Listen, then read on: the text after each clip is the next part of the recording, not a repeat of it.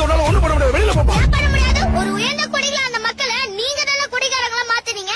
என்ன மாதிரி எத்தனையோ குழந்தைங்க தன் தந்தையை இழந்து அனாதை இருக்கிறதுக்கு காரணமே இந்த குடிதான். சந்தோஷத்துக்கு குடி, துக்கத்துக்கு குடி, பரீட்சையில பாஸ் ஆனாலும் குடி, ஃபெயில் ஆனாலும் குடி, பிறப்புக்கு குடி, இறப்புக்கு குடி, காது குத்து குடி, அப்புறம் கல்யாணத்துக்கு குடி. இப்படி எல்லாத்துக்கும் குடி. நாடு முழுசு சாராயும் கட்டு கடங்காம ஆறு போல ஓடுது. கஷ்டப்பட்டு சம்பாதிக்கிற பணத்தை பொண்டாட்டி பிள்ளைங்களுக்கு கொடுக்காம கவர்மெண்ட் நடத்துற ஒயின் ஷாப்க்கு கொடுக்கறாங்க. சாராயத்தை குடிக்கிறவன் அவன் மட்டும் தள்ளால, அவன் குடும்பமே தள்ளாடுது. குடும்ப தலைவனை சாராயத்தை குடிக்க வச்சு கொண்டுட்டு விதவியான அந்த வைஃப்க்கு பென்ஷன் தருது இந்த அரசு.